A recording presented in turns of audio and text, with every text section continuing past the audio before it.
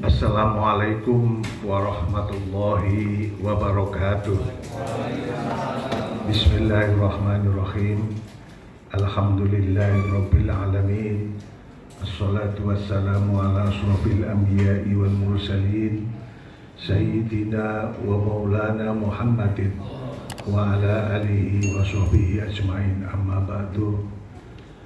Yang kami hormati Bapak Kapolsek Cikarang Barat yang dalam hal ini diwakili oleh Bapak AKP Tarmidi. Yang kami hormati Bapak Tarmidi, tetap sehat. Yang kami hormati yang mewakili Pak Dan Ramil.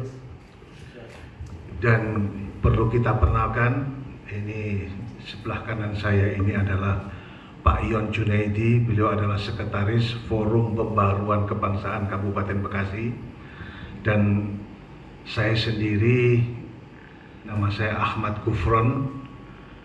Saya mantan Ketua Forum Pembaruan Kebangsaan Kabupaten Bekasi.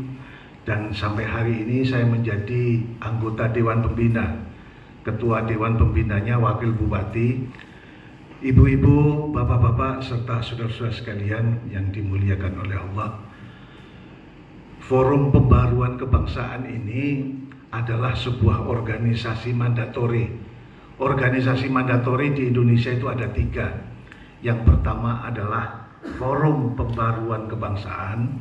Yang kedua adalah FKUB, Forum Kerukunan Umat Beragama. Yang ketiga adalah Kewaspadaan Dini, FKDM. Kewaspadaan Dini ini juga dari desa ada, kecamatan ada, kabupaten ada. Kewaspadaan dini katakanlah seperti intelijen, Pak. Jadi mendeteksi kegiatan-kegiatan masyarakat mulai dari awal, dari tingkat RT, RW, kelurahan, desa, sampai kecamatan dan dilaporkan di kabupaten. Itulah organisasi mandatori yang ada di Indonesia ini. Jadi semua berdasarkan, kalau FPK ini berdasarkan keputusan Menteri Dalam Negeri. Jadi tidak hanya sekedar didirikan kayak LSM, tidak, Pak. Jadi ini organisasi plat merah yang fungsinya Forum Pembaruan Kebangsaan yang pertama adalah memberikan sosialisasi tentang masalah-masalah kebangsaan, yaitu tentang Pancasila, tentang Bhinneka Tunggal Ika, tentang NKRI, tentang Undang-Undang Dasar 45. Jadi sosialisasi masalah ideologi negara ini juga bagian daripada tugas fungsional daripada Forum Pembaruan Kebangsaan. Di samping itu juga tugasnya adalah menampung aspirasi. Mungkin bapak-bapak sekalian punya aspirasi-aspirasi yang perlu disampaikan kepada pemerintah yang berkaitan dengan ideologi bangsa, ideologi negara, silakan. Mungkin ada gerakan-gerakan intoleran, gerakan-gerakan radikal, itu perlu juga dideteksi oleh Bapak. Karena bagaimanapun juga itu adalah sangat merusak dan menghambat daripada cita-cita luhur bangsa kita. Dan ini yang tidak kalah penting, fungsi dari Forum Pembaruan Kebangsaan adalah menyelesaikan konflik-konflik horizontal. Jadi apabila ada kasus-kasus konflik horizontal, Forum Pembaruan Kebangsaan ini bisa menjadi mediasi, menjadi mediator, memfasilitasi pertemuan-pertemuan agar supaya apa? Agar supaya masalah-masalah horizontal, konflik-konflik antar etnis, konflik-konflik antar kelompok, konflik-konflik antar organisasi, ini adalah bagian daripada konflik horizontal. Nah, Forum Pembaruan Kebangsaan bisa memfasilitasi, bisa memberikan solusi bagaimana baiknya memberikan jalan tengah agar supaya tidak saling merugikan di antara etnis yang ada, di antara kelompok sosial yang ada, di antara kelompok organisasi yang ada. Dan ini tentunya bekerja sama dengan pihak kepolisian maupun dari pihak kalau di tingkat kecamatan dengan Danramil maupun dengan Kapolsek. Kalau di tingkat kabupaten ya dengan Kapolresta. Fungsi yang ketiga ini, bahwa di samping fungsi memberikan sosialisasi tentang ideologi negara, ideologi bangsa, yang kedua adalah menampung aspirasi dari masyarakat yang berkaitan dengan ideologi, dan juga ikut menyelesaikan masalah-masalah konflik horizontal yang seperti apa yang saya contohkan tadi. Ibu-ibu, bapak-bapak, serta saudara-saudara sekalian, kenapa forum kebangsaan ini sulit dinilai, Pak? Jadi karena apa? Yang dibangun itu ideologinya, yang dibangun itu adalah moralnya, mentalnya. Jadi sulit, tidak ada tolak ukurnya. Bagaimana keberhasilan forum kebangsaan? Ya begini nih, ketemu Bapak, kita ngobrol apa masalah-masalah bangsa yang kita ketahui, mari kita diskusikan. Kayak kemarin kita dengan Forkominda diskusi tentang isu-isu apa di Kabupaten Bekasi ini yang rentan. Iya, ada 1, 2, 3, 4, 5, 6, 7. Isunya banyak, Pak. Isu menghadapi pemilu. Pemilu ini isu yang rentan. Pileg nanti, pemilihan legislatif, pilkada, pilpres. Nah, itu bagian juga dari isu-isu yang diangkat. Ada masalah intoleran. Bagaimana gerakan-gerakan yang tidak toleran merusak dari tatanan agama yang ada. Ada radikalisme. Nah ini radikal ingin membuat teror-teror di daerah-daerah. Nah, ini termasuk juga isu-isu yang diangkat di dalam diskusi-diskusi dengan Forkominda. Oleh karena itu mari diskusi-diskusi apa Cibitung itu isunya yang sangat menarik. Menurut Pak Camat tadi, geng motor, kenakalan remaja. Apa? Kita inventarisir apa masalah-masalah kenakalan remaja. Apakah karena pergaulan, apakah karena pendekatan antara orang tua dengan anaknya, kurang ada komunikasi. Nah ini perlu kita kaji, perlu kita berikan investigasi, sehingga apa-apa yang ada di dalam kegiatan masyarakat itu bisa kita tahu, sehingga solusi-solusi tentang masalah itu bisa kita carikan jalan keluar. Karena negara kita ini negara besar, Pak. Bayangin, negara kita ini ada 16.502 pulau. Kalau dulu 17.000, banyak yang tenggelam, Pak, kena tergerus erosi. Jadi sampai sekarang adalah 16.522 lah sekitar itu. Dan kita ada 1.700 bahasa. Penduduk kita 272 juta. Bahasa kita itu ada sekitar 700-an bahasa. Ya kalau di luar negeri coba, Daulah Arab itu, Pak, ada 22 negara, bahasanya cuma satu, bahasa Arab.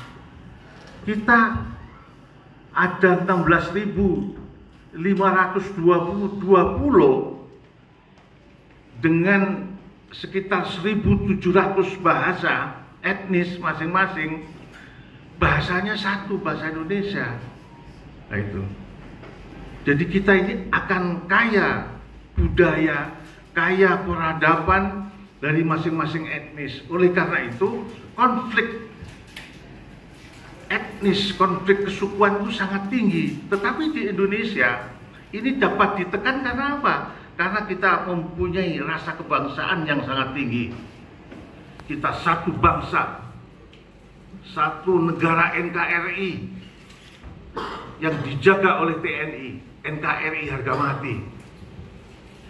Bhinneka Tunggal Ika, meskipun kita bermacam-macam suku etnis, tetap kita satu. Kita adalah bangsa Indonesia. Oleh karena itu, marilah Pak ya, karena Bapak adalah kader-kader kebangsaan, memang kader kebangsaan ini sangat sulit Pak mengukurnya. Sangat sulit. Kadang-kadang sering kita ditanya, apa Pak ukurannya keberhasilan masalah kebangsaan? Termasuk kami usulkan juga dengan Bapak PJ ini, oke, apapun, Porprofnya kemarin berhasil nomor 1, Pekan Olahraga Provinsi, apapun nomor 1, kemarin MTQ Cibitung juga nomor 1.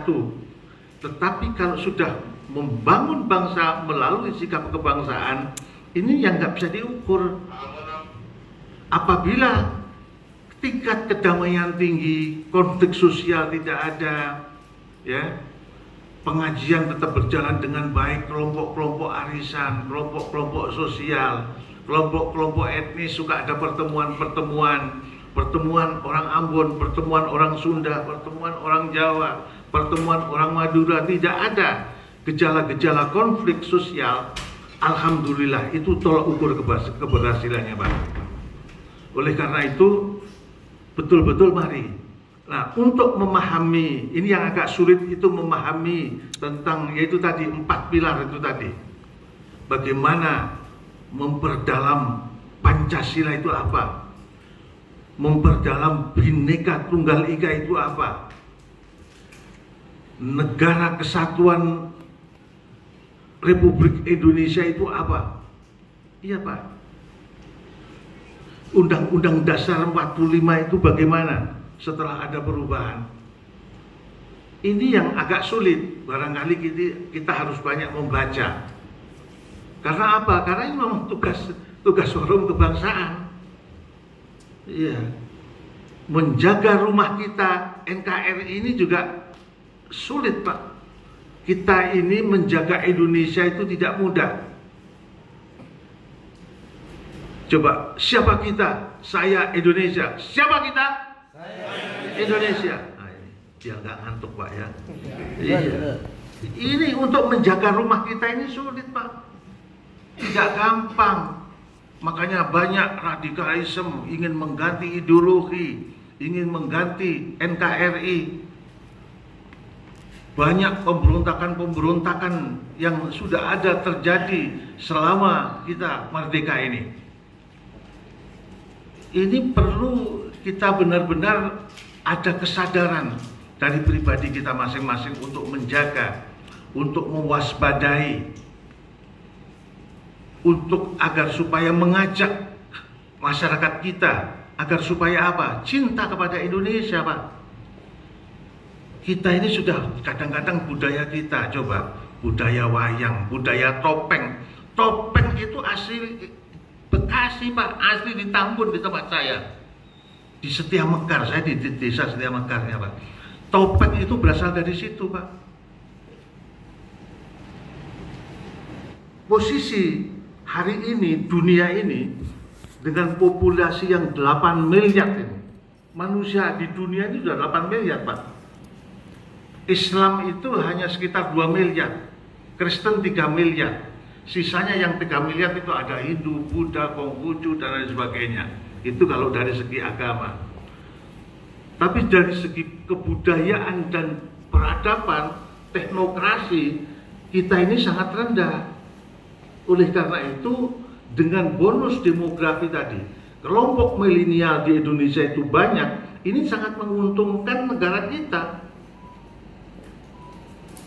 Bonus demografi ini. Dan bonus demografi ini kadang-kadang wah semakin banyak anak susah rezekinya. Tidak Pak. Kalau anak-anak kita didik secara profesional, mereka produktif, justru akan menguntungkan kita. Anak banyak, anaknya produktif, menghasilkan semua, ya alhamdulillah. Karena apa? Kalau kita Islam itu mengajarkan Pak, kalau kita ini profesional tidak akan miskin. Kata Quran, i'malu ala makanatikum. Berbuatlah. I'malu, wawunya pakai alif itu nakiro. Berbuatlah kamu perempuan, laki-laki, anak muda, orang tua, ala makan itu sesuai dengan keahlianmu. Nah, kalau kita berbuat sesuai dengan keahlian kita, tentunya kita tidak akan jadi orang miskin. Tukang sepatu kalau profesional hebat Pak, penghasilannya kan besar. Tukang bikin kopiah ini aja Pak, karena dia profesional, pabriknya besar. Dan itu yang menjadi produk-produk asli Indonesia. Contoh, sepatu Cibaduyut. Oleh karena itu modus demografi itu penting, bahwa kita milenial ini bisa kita didik SDM kita. Apalagi kita menghadapi populasi dunia semakin tinggi, Pak. Bahkan agama-agama nanti itu sulit untuk mempersatukan manusia. Ini pemikiran-pemikiran kaum liberal. Agama itu kan hanya tinggal namanya. Ya mudah-mudahan Islam tidak gitu. Islam dijaga oleh Allah. Ini persoalan seperti itu. Seperti sekarang ini ada World Cup ini, ada Piala Dunia. Piala Dunia itu ditonton oleh separuh penduduk di bumi ini, Pak. Kalau penduduk bumi tadi populasinya 8 miliar, bayangin Piala Dunia ditonton oleh 4 miliar orang. Itu yang bisa mempersatukan, itu hanya sekarang bola itu jadi agama, Pak. Karena bisa mempersatukan umat. Karena gara-gara hanya nonton bola. Apalagi sekarang disuguhkan oleh Qatar sebagai negara Islam. Sehingga kampanye LGBT, kampanye intoleran, kampanye tentang radikalisme semua tidak boleh masuk. Bahkan pasang ini Pak, itu ditulisi pelangi. Pelangi itu artinya apa? LGBT ditolak oleh Qatar. Yaitu kalau nanti terjadi di Qatar karena negara Islam lah. Kalau tidak terjadi di negara Islam, karena LGBT ini Pak merusak tatanan moral manusia ada di dunia ini. Populasinya sangat tinggi dan kebetulan mereka itu kaya-kaya Pak, mampu coba seperti World Cup itu dibeli nih, Kapten Ban kasih tentang pelangi warna-warni itu simbol LGBT Pak. Makanya jangan sampai kita di rumah kita simbol pelangi, oh indah, enggak, itu simbol LGBT Pak. Itu sih yang saya kira itu ya sebagai diskusi pengantar. Nanti mungkin bisa dikembangkan melalui diskusi-diskusi. Yang jelas kita hanya mengantarkan bahwa forum pembaharuan kebangsaan ini tugasnya sangat banyak Pak.